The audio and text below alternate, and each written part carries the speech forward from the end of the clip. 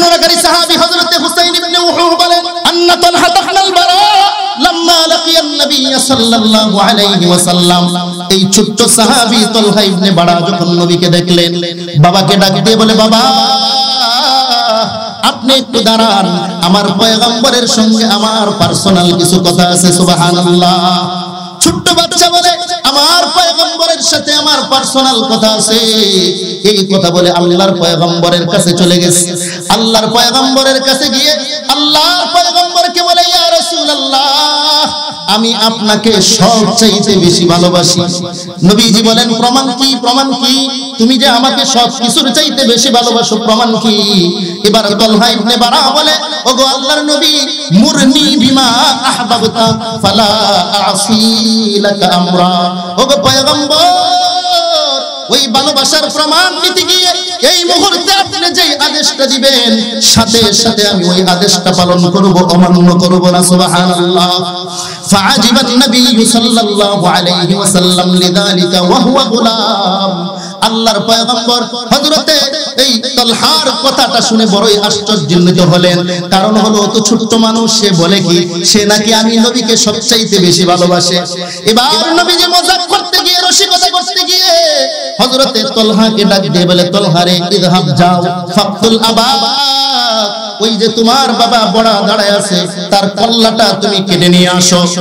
আল্লাহর নবীর এই নির্দেশটা যখন হযরতে তালহা পেয়ে গেলেন, সঙ্গে সঙ্গেই ফাখরাজা মুওয়াল্লিয়ান লিয়াফআলা, আল্লাহর নির্দেশ পালন করার জন্য বাবার কল্লা আনার জন্য একটা দৌড় শুরু করে দিয়েছে। আল্লাহু আকবার। আল্লাহর পয়গম্বর পিছন থেকে ডাক দেয়, হে তালহা, আকবিল, দাঁড়াও দাঁড়াও। তালহা রে, ইন্নী লাম উবআস বিকাতিয়াতি রাহমিন। তালহা রে, আমি এই জমিনের মধ্যে এজন্য প্রেরিত হই নাই যে আমি তার সন্তানের দ্বারা বাবার কল্লাটা কাটাবো। আত্মীয়তা সম্পর্ক ছিন্ন করার জন্য আমি দুনিয়াতে আসি নাই, বরং আমি নবী তো দুনিয়াতে সকলের জন্য রহমত স্বরূপ এসেছি। সুবহানাল্লাহ। ওয়া মা আরসালনাকা ইল্লা রাহমাতাল লিল আলামিন। আল্লাহর পয়গম্বর বলেন, আমি তো দুনিয়াতে রহমত স্বরূপ এসেছি, কোন সন্তানের দ্বারা বাবার মাথা কল্লা কাটার জন্য আমি আসি নাই। তবে তালহা রে, যাও যাও, প্রমাণ হয়ে গেছে তুমি আমাকে সবচাইতে বেশি ভালোবাসো, তোমার বাবার চাইতেও বেশি ভালোবাসো। যা তালহা, আমিও কথা দিলাম, আমিও নবীকে তোকে কলিজা দিয়ে ভালোবাসি। সুবহানাল্লাহ। এই কথাটা বলার পরে হযরতে তালহা ইবনে বারা তার বাড়িতে চলে গেলেন। বাড়িতে যাওয়ার পরে কয়েকদিন পরে হযরতে তালহা ইবনে বারা অসুস্থ হয়ে গেলেন। ফামারিদা বা'দা যালিকা তালহা, কিছুদিন পরে এই ছোট্ট তালহা অসুস্থ হয়ে গেলেন। তালহা অসুস্থ হওয়ার পর আর পয়গম্বরের দরবারে আসতে পারে না, নবীজির দরবারে আসতে পারে না। নবীজি সাহাবীদেরকে জিজ্ঞাসা করলেন, ও সাহাবারা, আমার ওই ছোট্ট আশিকটা কোথায়? তালহা কোথায়? তালহাকে দেখি না।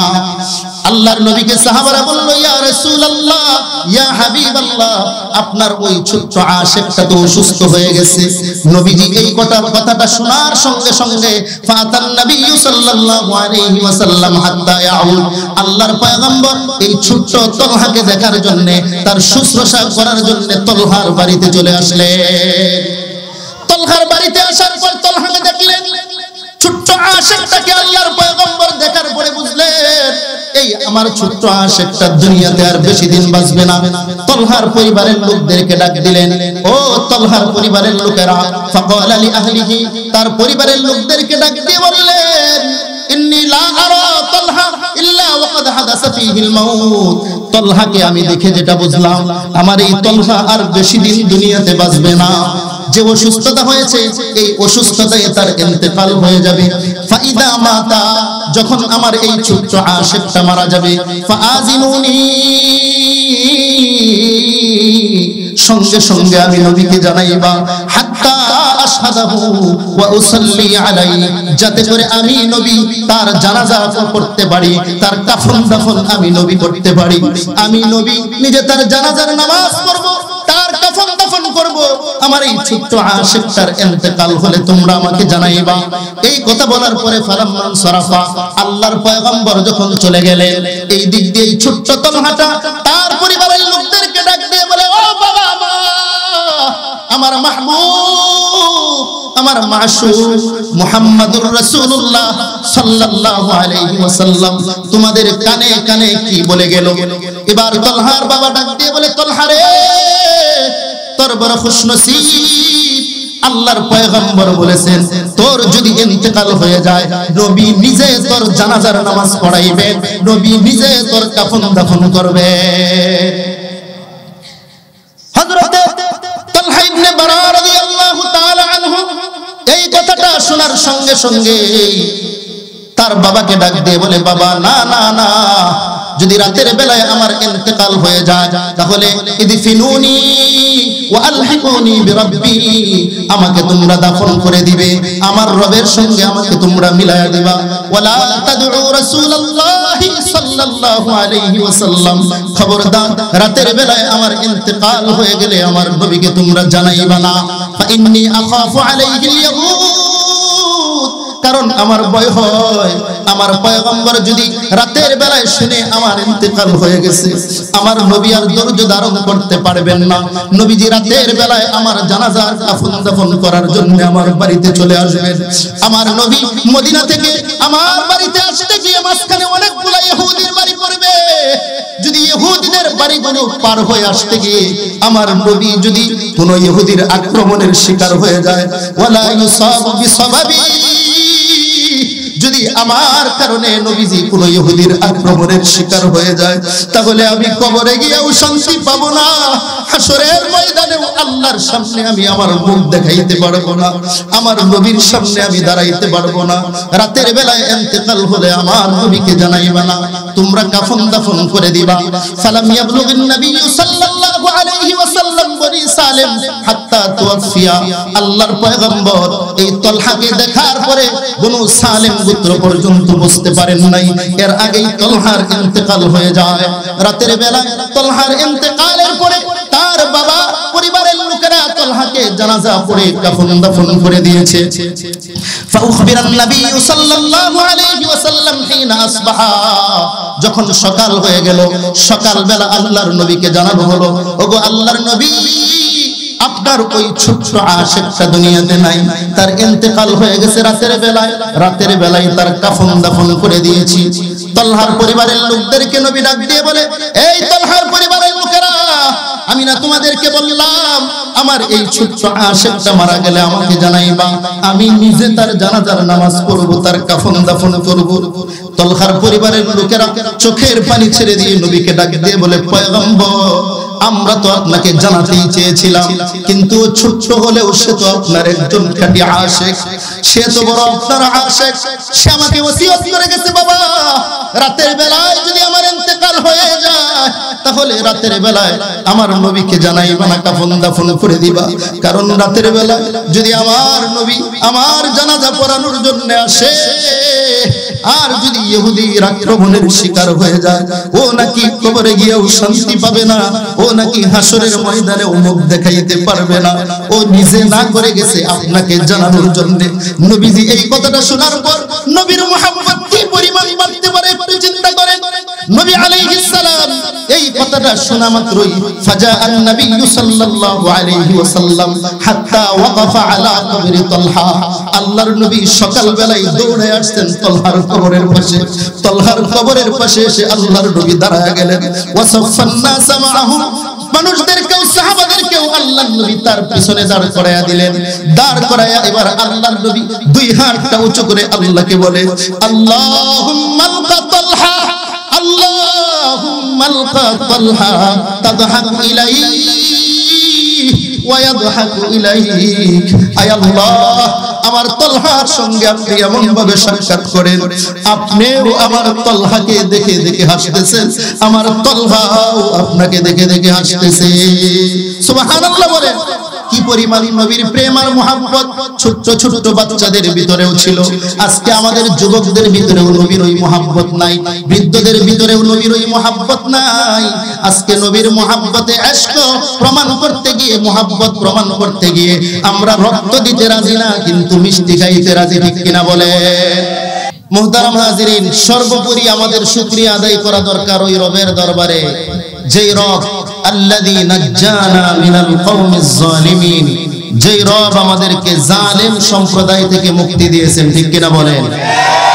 দীর্ঘ 17টা বছর আমরা আমাদের প্রাণ খুলে কোরআনের কথাগুলো বলতে পারি নাই। আলেমদের জবানকে বন্ধ করে দেওয়া হয়েছিল, আলেমদেরকে দিনের পর দিন জেলখানায় বন্দী করে রাখা হয়েছে, আলেমদের হাতে পায়ের মধ্যে রশি লাগায়া তারা বেয়াজ্জতি করেছিল। ঠিক কিনা বলেন? কিন্তু এই জালেমদের জায়গা বাংলায় হয় নাই, আলেমরা আলেমদের জায়গায় ঠিকই আছে। যাদেরকে বেয়াজ্জতি করেছিল আল্লাহ পাক তাদের সম্মানকে আকাশচুম্বী করে দিয়েছেন, কিন্তু তারা দেশ ছেড়ে পালাতে বাধ্য হয়েছে। ঠিক কিনা বলেন? এটাই আল্লাহর নিজাম। ওয়াতিলকাল আইয়ামু নুদাবিলুহা বাইনান নাস, আল্লাহ মানুষের দিন পরিবর্তন করে। যারা জালেম, জালেমদেরকে আল্লাহ ছাড় দেন কিন্তু ছেড়ে দেন না। জোরে আওয়াজ করে বলেন ঠিক কিনা? ফেরাউনকে আল্লাহ ছাড় দিয়েছেন, ছেড়ে দেন নাই। নমরুদকে আল্লাহ ছাড় দিয়েছেন, ছেড়ে দেন নাই। কারুনকে আল্লাহ ছাড় দিয়েছেন, ছেড়ে দেন নাই। আবু জাহেল, উতবা, শাইবাকে ছাড় দিয়েছেন, ছেড়ে দেন নাই। এমনি ভাবে যুগে যুগে যত নব্য আবু জাহেল এসেছে আল্লাহ পাক তাদেরকে ছাড় দিয়েছেন কিন্তু ছেড়ে দেন নাই। আল্লাহ এমন ধরা ধরেছেন 45 মিনিটের বেশি সময় পায় নাই, দেশ ছেড়ে পালাতে হয়েছে। তারা গাড়ির পথে, স্থলপথে পালাতে পারে নাই, আকাশ পথে পালাতে বাধ্য হয়েছে। ঠিক কিনা বলেন? এজন্য সামনেও যারা ভবিষ্যতে আলেমদের সঙ্গে বেয়াদবি করবে তাদের জেনে রাখা উচিত, যারা আলেমদেরকে বেয়াজ্জতি করবে, আলেমদেরকে ইজ্জতহানি করবে, তাদের জায়গা এই বাংলার জমিনে হবে না। ঠিক কিনা বলেন?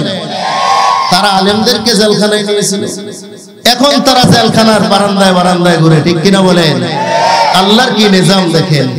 ওরা আলেমদেরকে বেয়াজ্জতি করতে চেয়েছে কিন্তু ওরা বেয়াজ্জতি হচ্ছে। তবে দুঃখ লাগে, আলেমদেরকে হাতে পায়ে রশি লাগায় ওরা জেলখানায় নেয়, আর এই সমস্ত শয়তান বদমাশ গুলাকে, চোর গুলাকে হাতে পায়ে রশি লাগায় না, এমন ভাবে নেয় মনে হয় শ্বশুর বাড়ি যাইতেছে। ঠিক কিনা বলে?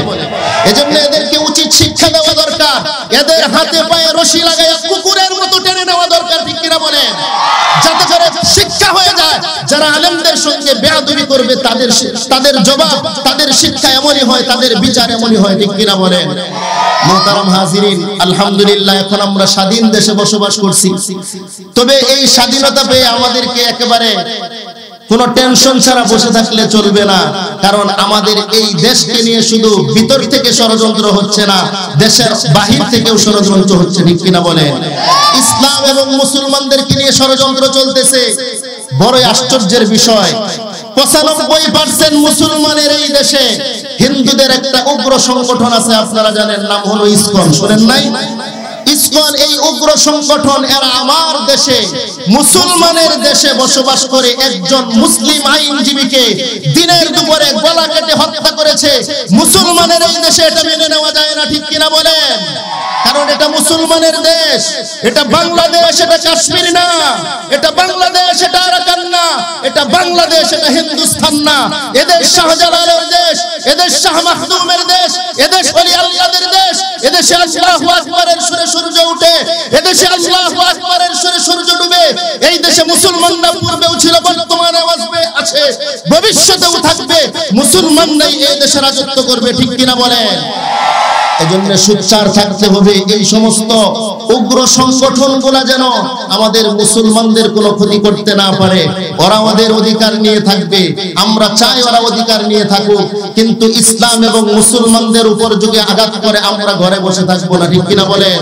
আমাদের উলামায়ে কেরাম আকাবিররা যদি ডাক দেয় রাজপথে নামার জন্য, এই দেশে ইসলামকে বিজয় করার জন্য, ইসলাম প্রতিষ্ঠা করার জন্য, আল্লামা মামুনুল হক সাহেবের পক্ষ থেকে যদি ডাক আসে, হে ময়মনসিংহের যুবকেরা, তোমাদের কাছে ওয়াদা চাই, যদি আল্লাহর জমিনে আল্লাহর দ্বীন বাস্তবায়ন করার জন্য নিজের জীবনটাকে কুরবান করে দিতে হয়, নিজের শেষ বিন্দু রক্ত থাকা পর্যন্ত, কে কে আল্লাহর জমিনে আল্লাহর দ্বীনকে জিন্দা করার জন্য তৈয়ার আছো? দুই হাত তুলে আল্লাহকে দেখা দাও।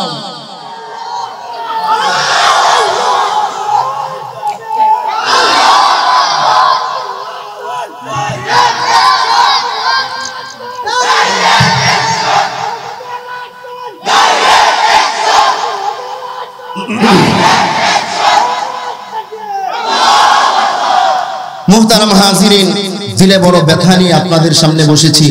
আমাদের আকাবির ওলামায়ে কেরাম যারা আছেন, আমাদের বড়রা মাঠে ময়দানে এই বিষয়গুলো আলোচনা করতেছেন, ওনারা করবেন। এগুলো আমাদের কাজ না, বড়দের কাজ। তবে বড়দের নির্দেশ যে যেখানেই যাও কিছু হলে ওই কথাগুলো বলো, যাতে ইসলাম এদেশে বাস্তবায়ন করা যায়। কারণ 53 বছর পর্যন্ত গণতন্ত্র দেখেছি, অনেক দল দেখেছি, অনেক লীগ দেখেছি, এগুলো আর চাই না। আমরা বাংলাদেশের মানুষ, বাংলাদেশে ইসলামকে বিজয়ী দেখতে চাই, ঠিক কিনা বলেন? এজন্য এই তামান্না দিলের ভিতরে রাখেন যে যদি আমাদের বড়দের পক্ষ থেকে ডাক আসে ইসলামকে প্রতিষ্ঠা করার জন্য, আমরা বড়দের নির্দেশে আমরা রাজপথে নেমে নিজের জীবনের শেষ বিন্দু রক্ত দিয়ে হলেও ইসলামকে দেশে প্রতিষ্ঠা করব। আল্লাহ পাক তৌফিক দান করেন, সবাই বলি আমিন। মুহতারাম হাজিরিন, সংক্ষিপ্ত আলোচনা। যারা জাহান্নামী হবে তাদেরকে বলবেন খুযুহু ফাগুল্লু সুম্মাল জাহিমা সাল্লু, যে এদেরকে ধরো, এদেরকে ধরে টেনে টেনে জাহান্নামে নিয়ে যাও। জাহান্নামে নেওয়ার পরে তুম্মা ফি সিলসিলাতিন যারউহা ৭০ দিরাআন ফাসলুকু, এদেরকে ৭০ গজ লম্বা একটা শিকল এদের গলার মধ্যে গেঁথে দাও। এই শিকলটা কত বড় হবে এই ব্যাপারে তাফসীরে কুরতুবীর মধ্যে আসছে যে এক একটা শিকলের আংড়া হবে কদরু হাদিদিদ দুনিয়া, জমিন থেকে আসমানের দূরত্ব যতটুকু, এক একটা আংড়ার দূরত্ব হবে ততটুকু। নাউযুবিল্লাহ। এই শিকল জাহান্নামীদেরকে গেঁথে দেওয়া হবে।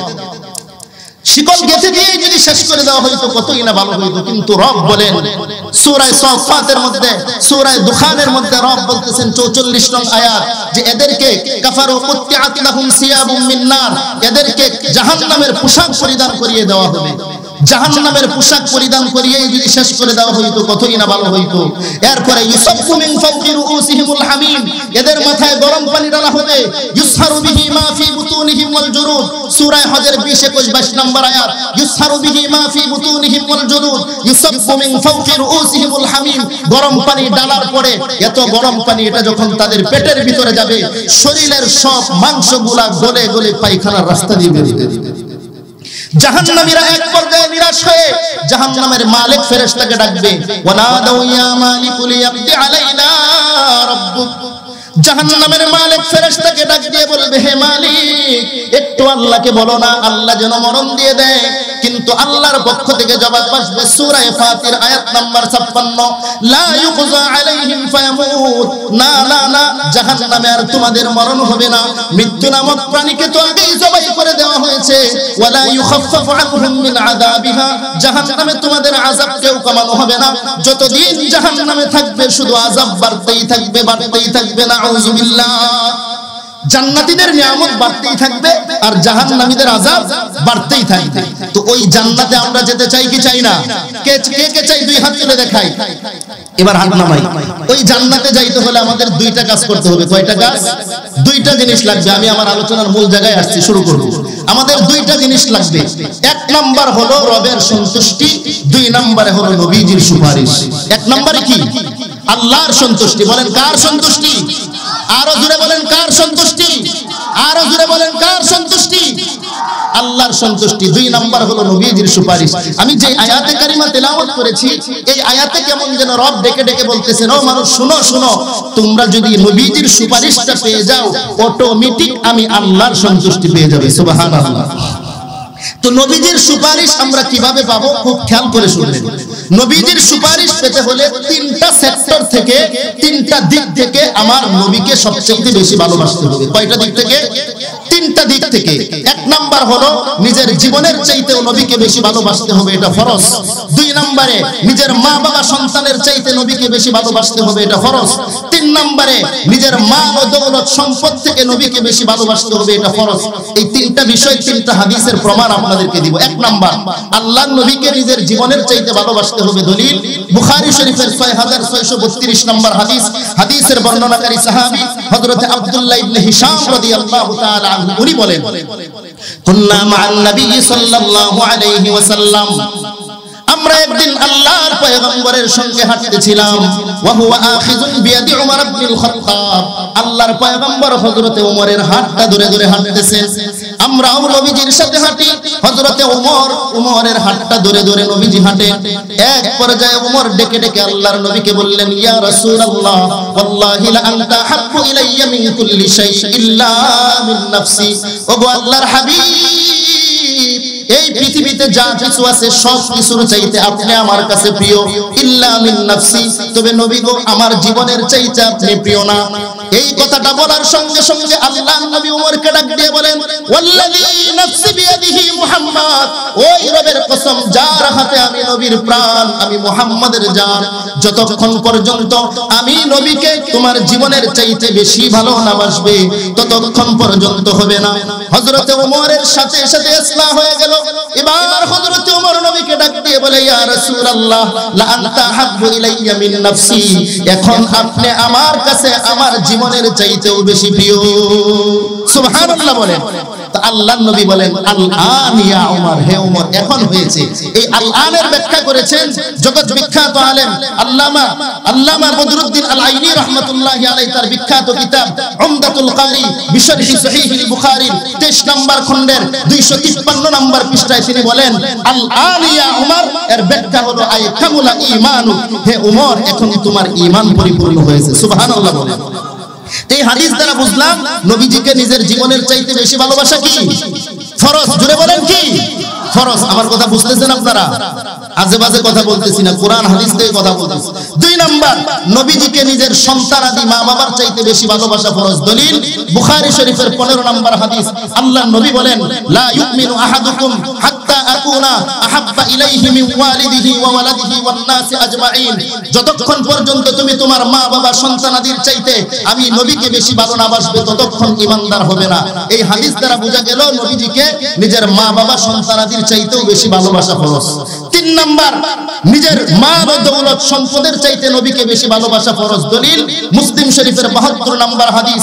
আল্লাহর নবী বলেন, লা ইউমিনু আহাদুকুম হাত্তা আকুনা হাব্বা ইলাইহি মিন আহলিহি ওয়া মালিহি, যতক্ষণ পর্যন্ত তুমি তোমার মাল এবং পরিবারের চাইতে আমি নবীকে বেশি ভালো না বাসবে ততক্ষণ ঈমানদার হতে পারবে না। তিনটা সেক্টর থেকেই নবীকে বেশি ভালোবাসা ফরজ, 3টা হাদিস দ্বারা জানলাম। এখন খুব খেয়াল করেন, 3টা সেক্টর থেকে আল্লাহর নবীর যত সাহাবারা ছিলেন প্রত্যেকটা সাহাবী আল্লাহর নবীকে 3টা সেক্টর থেকেই পূর্ণভাবে ভালোবেসেছেন। সুবহানাল্লাহ বলেন।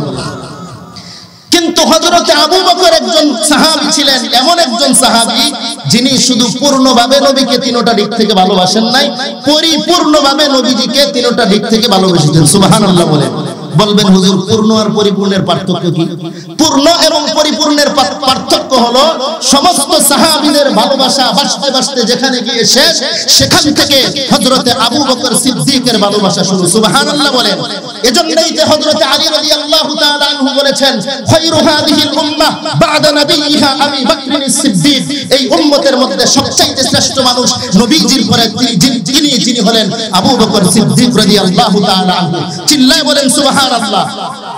দেখেন আবু বকর নবীর কি মুহাব্বত, একটু খেয়াল করে শুনেন। বুখারী শরীফের 1387 নম্বর হাদিস। হযরতে আবু বকর রাদিয়াল্লাহু তাআলা আনহু মুমূর্ষ অবস্থায়, জীবন যায় অবস্থা, ওই মুহূর্তে আম্মা জান আয়েশা আবু বকরের পাশে বসা। আম্মা জান আয়েশাকে আবু বকর ডাক দিলেন।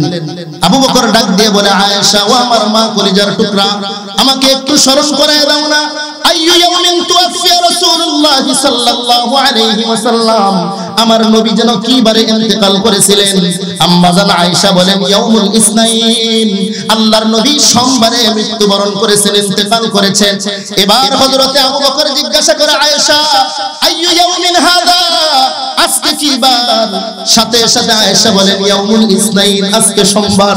এবার আবু বকর চোখের পানি ছেড়ে ছেড়ে বলে, বাইনি ওয়া বাইনাল লাইল, আহারে আজকে রাত্র আসার আগেই যদি আমার ইন্তেকাল হয়ে যাইতো তাহলে আমার মৃত্যুটাও সোমবারে হইতো। সুবহানাল্লাহ। আরো জোরে বলেন না সুবহানাল্লাহ। কি পরিমাণ প্রেম রাসূলের প্রতি, নিজের মৃত্যুটাও নবীর মৃত্যুর দিনে কামনা করতেছে। এবার আপনাদেরকে বুঝাবো যে সাহাবারা, প্রত্যেকটা সাহাবা নবীকে নিজের জীবনের চাইতে বেশি মহব্বত করেছেন। এর প্রমাণ তারা নিজেরা রেখে গিয়েছেন, সাহাবারা তাদের জীবনে বাস্তবায়ন করে দেখিয়েছেন। সাহাবারা মা বাবা সন্তানের চাইতেও নবীকে বেশি ভালোবেসেছেন, এটা প্রমাণ করে দেখিয়ে গিয়েছেন। এটা হাদিস থেকে আপনাদেরকে বলবো। 1 নাম্বার, যে সব সাহাবারা নবীকে নিজের জীবনের চাইতে মহব্বত করেছেন, এর প্রমাণের দলিল এর দলিল হলো একটা কিতাব আছে জগৎ বিখ্যাত আলেম আল্লামা শাইখ ইবনে হাজার আল আসকালানী রাহমাতুল্লাহি আলাইহি ওনার বিখ্যাত কিতাব আল ইসাবা ফি তাময়িদিস সাহাবা, এই কিতাবের 2 নম্বর খণ্ডের 77 নম্বর পৃষ্ঠা। আরেকটা কিতাব আছে আল্লামা সুফিউর রহমান আল মুবারকপুরি রাহমাতুল্লাহি আলাইহির কিতাব আর রাহিকুল মাখতুম, এই কিতাবের 280 নম্বর পৃষ্ঠায় একটা হাদিস নিয়ে আসছেন যে আল্লাহর নবীর একজন সাহাবী হযরতে যায়েদ বিন সাবিত রাদিয়াল্লাহু তাআলা আনহু হাদিসটা বর্ণনা করতেছেন। হযরতে যায়েদ বিন সাবিত বলেন, বা'সানিন নবী সাল্লাল্লাহু আলাইহি ওয়াসাল্লাম ইয়াউমা উহুদ লিতলাবি সা'দ ইবনে রাবি'। দেখেন একজন সাহাবী আল্লাহর নবীকে ভালোবেসে কি পুরস্কারটা পাইছে। হযরতে যায়েদ বিন সাবিত বলেন, বা'সানিন নবী সাল্লাল্লাহু আলাইহি ওয়াসাল্লাম ইয়াউমা উহুদ লিতলাবি সা'দ ইবনে রাবি'। আল্লাহর নবী উহুদের যুদ্ধের পরে আমাকে পাঠাইলেন, যাও যাও যাও যুদ্ধের ময়দানে একটু শহীদের লাশের ভিতরে তালাশ করে দেখো, আমার একজন পেয়ারা সাহাবী হযরতে সা'দ বিন রাবি, তাকে একটু তালাশ করে বের করো। হযরতে যায়েদ বলেন, নবীজি যখন আমাকে এই নির্দেশটা দিলেন, নির্দেশ দেওয়ার সাথে সাথে আমি সামনের দিকে দৌড় শুরু করে দিলাম সা'দ বিন রাবিকে তালাশ করার জন্য।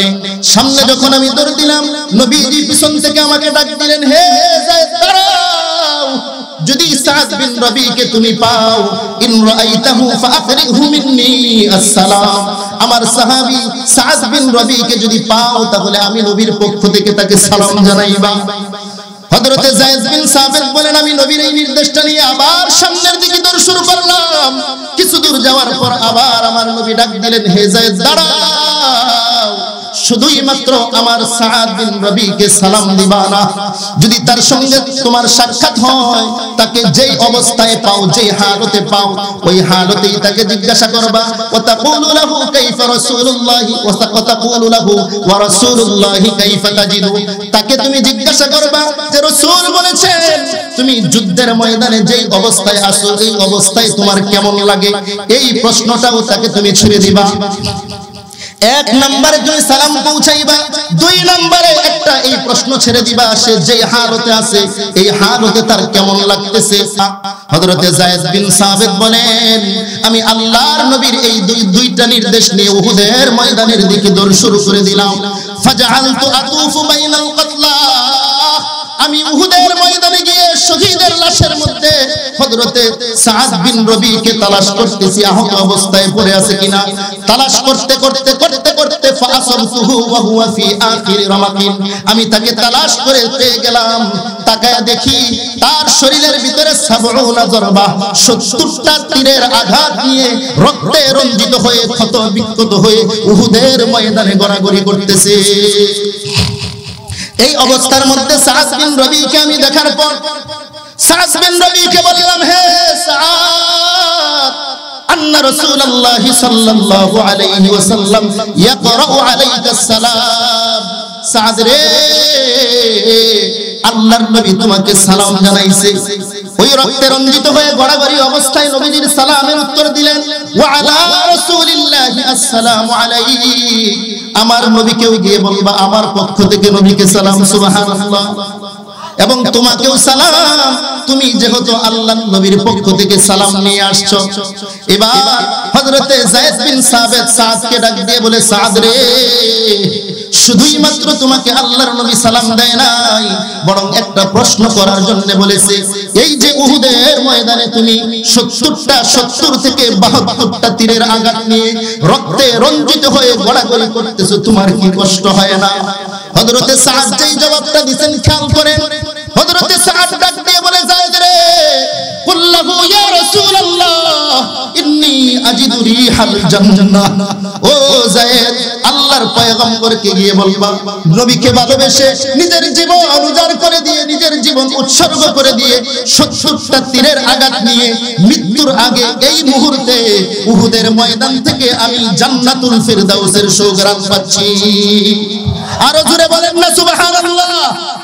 কি প্রেম দেখেন নবীর প্রতি, নিজের জীবনের চাইতে ভালোবাসছে তো মৃত্যুর আগেই জান্নাতের সুঘ্রাণ পেয়ে গেছে। এই তো সে নিজের জীবনের চাইতে ভালোবেসে প্রমাণ দিলেন নবীর ভালোবাসা।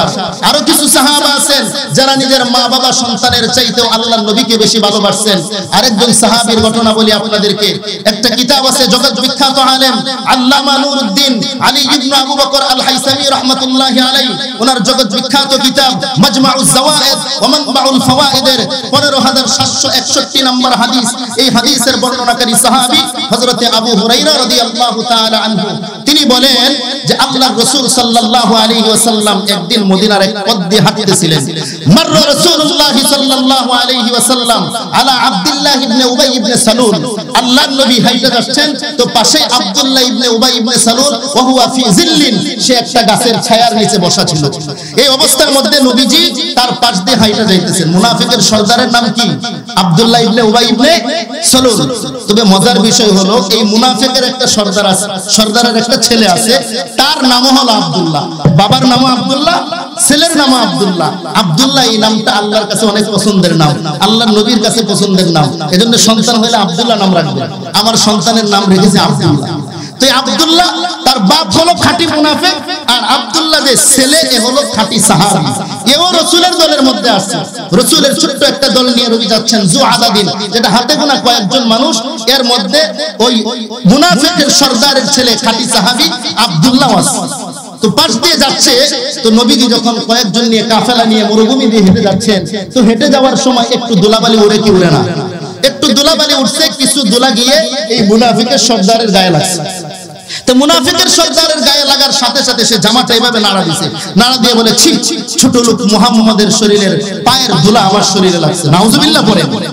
এই কথাটা যখন বলছে, ওই মুনাফিকের সর্দারের ছেলে আব্দুল্লাহ যে সাহাবী নবীর দলের মধ্যে, সে নবীকে ডাক দিয়ে সাথে সাথে বলে ইয়া রাসূলুল্লাহ ওয়াল্লাযী আনজালা আলাইকাল কিতাবা বিল হক ওয়াল্লাযী আকরামাক, ওগো আল্লাহর নবী, ওই সত্তার কসম যিনি আপনাকে সত্য নবী হিসেবে প্রেরণ করেছেন, ওয়াল্লাযী আকরামাক, যেই রব আপনাকে সম্মানিত করেছেন, এই মুহূর্তে যদি আপনি আমাকে নির্দেশ দেন লা ইন শিতা লা আতাইতুকা বিরাসি, আমার বাবার কল্লাটা কেটে এনে এই মুহূর্তে আপনার কদমের সামনে রাখবো। সে আপনাকে বলল কি? আপনাকে ছোট লোক মুহাম্মদ বলছে। নবী এখন নির্দেশ দেন আমার এই কুলাঙ্গার বাবার কল্লা কেটে এনে আপনার পায়ের সামনে রাখবো। চিল্লায় বলেন আল্লাহু আকবার। কি পরিমাণ রাসূল প্রেম, একটু চিন্তা করুন। কি পরিমাণ রাসূল প্রেম তারা প্রকাশ করেছেন, নিজের বাবার চাইতেও নবীকে বেশি ভালোবাসেন। আরে এত বড় সাহাবী, যুবক সাহাবী, ছোট্ট ছোট্ট সাহাবারাও আল্লাহর নবীকে কি পরিমাণ ভালোবাসতেন। এই মাজমাউজ যাওয়ায়েদ ওয়া মানবাউল ফাওয়ায়েদের 15969 নম্বর হাদিস, হাদিসের বর্ণনাকারী সাহাবী হযরত হুসাইন ইবনে উহুহ রাদিয়াল্লাহু তাআলা আনহু, উনি বর্ণনা করতেছেন একজন পিচ্চি সাহাবী দেখেন নবীর প্রতি কি পরিমাণ প্রেম। আল্লাহর নবী যখন হিজরত করে মদিনায় আসলেন, মক্কা থেকে হিজরত করে নবীজি মদিনায় আসবেন, এই সংবাদটা মদিনায় আগেই ছড়ায় গেছে। মদিনায় এই সংবাদটা ছড়ানোর পর প্রতিদিন সকাল থেকে সন্ধ্যা পর্যন্ত মক্কার ছোট থেকে বড়, নারী থেকে বৃদ্ধ, যুবক থেকে বৃদ্ধ সকলেই মূল গেটে যায় দাঁড়ায় থাকে, কখন নবী আসবে আর নবীকে সম্বর্ধনা জানাবেন। সুবহানাল্লাহ বলেন। সকাল থেকে সন্ধ্যা পর্যন্ত সাহাবারা দাঁড়ায় থাকে। ছোট্ট ছোট্ট বাচ্চারাও আল্লাহ তার বাবার হাতটা ধরে, আঙ্গুলটা ধরে দাঁড়ায় থাকে। কিন্তু সকাল থেকে সন্ধ্যা পর্যন্ত দাঁড়ায় থাকার পরেও আল্লাহর নবী আসে না। সন্তানরা বাবাকে জিজ্ঞাসা করে, বাবা আপনি না বললেন আল্লাহর নবী আসবে, কই আল্লাহর নবী তো আসে না, আল্লাহর নবী তো আসে না। বাবারা সন্তানদেরকে সান্ত্বনা দিতেন, বাবা আল্লাহর নবী আসবে আসবে আসবে, ধৈর্য ধরো ধৈর্য ধরো, রাহমাতুল লিল আলামিন আসবে। এইভাবে প্রতিদিন তারা ধৈর্য ধরে। হঠাৎ করে একদিন আল্লাহর পয়গম্বর মদিনায় এসেই বললেন সুবহানাল্লাহ। মদিনায় যখন আল্লাহর নবী ঢুকলেন, সাহাবাদের ভিতরে আনন্দের মাতোয়ারা বইতেছে। ছোট্ট ছোট্ট বাচ্চারাও নবীকে কবিতা আবৃত্তি করে নবীজিকে স্বাগতম জানাইতেছে। সুবহানাল্লাহ বলেন। কি কবিতা বলছে শুনবেন? এই ছোট্ট ছোট্ট বাচ্চারা নবীকে কবিতা পড়ে শোনায়। তালাআল বাদরু আলাইনা মিন সানিয়াতিল ওয়াদা ওয়াজাবা শুকরু আলাইনা মাদা লিল্লাহি দা। সবাই পড়েন আমার সাথে। তালাআল বাদরু আলাইনা, তালাআল বাদরু আলাইনা মিন সানিয়াতিল ওয়াদা ওয়াজাবা শুকরু আলাইনা মাদা লিল্লাহি দা। মাদ্রাসার অনেক ছাত্র আছে, পারো না তোমরা? পড়ো সবাই। তালাআল বাদরু আলাইনা মিন সানিয়াতিল ওয়াদা ওয়াজাবা শুকরু আলাইনা মাদা লিল্লাহি দা আইয়ুহাল মাবউসু ফিনা জিতা বিল আমরিল মুতা জিতা শাররাফতাল মদিনা মারহাবান ইয়া খায়রাদা। সুবহানাল্লাহ বলেন। রাতের আধার কেটে কেটে আকাশে চাঁদ উঠলো ওই, সারা জাহানের দিক বিদিকে আলোর ধারা ছুটলো ওই। তালাআল বাদরু আলাইনা মিন সানিয়াতিল ওয়াদা ওয়াজাবা শুকরু আলাইনা মাদা লিল্লাহি দা। কষ্ট হচ্ছে আপনাদের? বাংলাদেশে এমন অনেক আশিক রাসূল আছে যারা মিষ্টি খাওয়ার জন্য পাগল, কিন্তু যদি রক্ত দেওয়ার প্রয়োজন হয় তাদেরকে খুঁজে পাওয়া যায় না, ঠিক কিনা বলেন? ওই সমস্ত ভণ্ড আশিক রাসূলের চাইতে আমার এই যুবক ভাইয়েরা হাজার গুণে নবীর প্রেমে ইশক মহব্বতে পরিপূর্ণ, ঠিক কিনা? কারণ আমার এই যুবক ভাইয়েরা যদিও তারা আল্লাহর রাসূলের হয়তো অনেক সুন্নাত তাদের গায়ের মধ্যে নাই, হয়তোবা সঠিকভাবে অনেক সময় নামাজ পড়তে পারে না, কিন্তু আল্লাহর নবীর ইজ্জত নিয়ে যদি কখনো কথা বলা হয়, আল্লাহর নবীর খতম নবুয়তের যুগের উপরে যদি আক্রমণ আসে, তাহলে এই যুবকরা ঘরে বসে থাকে না, উলামায়ে কেরামের নেতৃত্বে আল্লাহর নবীর ইজ্জতের হেফাজতের জন্য, আল্লাহর নবীর খতম নবুয়ত হেফাজতের জন্য রাজপথে নেমে যায়, ঠিক কিনা বলেন? ও যুবক ভাইরা শুনো, এই দেশে কাদিয়ানীদেরকে অমুসলিম ঘোষণা করতে হবে। নতুন করে সংবিধান সংস্কার হচ্ছে। আমরা সরকারকে জানিয়ে দিতে চাই, আমাদের এই দেশের 92-95% মুসলমানের এই দেশে কাদিয়ানীরা মুসলমান না, কাদিয়ানীরা অমুসলিম কাফের, এটা রাষ্ট্রীয়ভাবে ঘোষণা করতে হবে, ঠিক কিনা বলেন? এই আন্দোলনে যদি আমাদেরকে আমাদের বড়রা ডাক দেয় যে কাদিয়ানীদেরকে মুসলিম ঘোষণা করার জন্য, প্রয়োজনে যদি আমাদের 1 কোটি মুসলমানের 1 কোটি যুবকের বুকের তাজা রক্ত এই জমিনে ঢেলে দিতে হয়, আল্লাহর নবীর খতম নবুয়ত হেফাজত করতে গিয়ে, আল্লাহর নবীর ইজ্জত হেফাজত করতে গিয়ে আমরা কে কে রক্ত দিতে রাজি আছি? দুই হাত তুলে আল্লাহকে দেখায় দেয়। আল্লাহ পাক আমাদেরকে কবুল করেন। মুহতারাম হাজির, আমাদের যিনি আসল মেহমান, আপনাদের কাঙ্ক্ষিত ব্যক্তি, উনি বসে আছেন। আমি আর আমার আলোচনা লম্বা করতে পারবো না। আল্লাহর নবীর ইশক মহব্বত নিয়ে যেই কয়েকটা কথা বললাম, আল্লাহ পাক সর্বপ্রথম আমাকে আমলের তৌফিক দান করেন, আপনাদের সকলকে আমলের তৌফিক দান করেন। মুহতারাম হাজিরিন, এই মাহফিলে শুধু আমার উস্তাদের নির্দেশে আপনাদের সামনে বসি, আমার এই স্টেজে বসে কথা বলার মতো যোগ্যতা নাই। আমার উস্তাদে মুহতারাম, আপনাদের এই মসজিদের ইমাম ও খতিব হাফেজ হযরত মাওলানা মুফতি জুবায়ের আহমদ সাহেব দামাত বারাকাতুহুম, উনি আমার খুব মুহাব্বতের একজন উস্তাদ। ওনার কাছে আমি হাদিসের কিতাব পড়েছি, তো ওনার মুহাব্বতে, ওনার নির্দেশে এখানে আমি বসি। দোয়া চাই আমার এই হযরতকে, আমার এই উস্তাদকে যেন আল্লাহ তাআলা হায়াতে তাইয়্যিবা দান করেন। আল্লাহ তাআলা ওনার সারা জীবন যেন আল্লাহ পাক রব্বুল আলামিন দ্বীনের খাদেম, ইলমের খাদেম হিসেবে আল্লাহ কবুল করেন। সবাই বলি আমিন। আমিও আপনাদের কাছে দোয়া চাই, আল্লাহ যেন এই নগণ্যকেও কবুল করেন, মৃত্যুর আগ পর্যন্ত দ্বীনের খাদেম হিসেবে আল্লাহ কবুল করেন। আল্লাহ স্বাস্থ্য কণ্ঠকে ভালো রাখেন। আপনাদের সকলের কাছে দোয়া চেয়ে এখানেই শেষ করছি। ওয়া মা আলাইনা ইল্লাল বালাগ। আসসালামু আলাইকুম ওয়া রাহমাতুল্লাহি।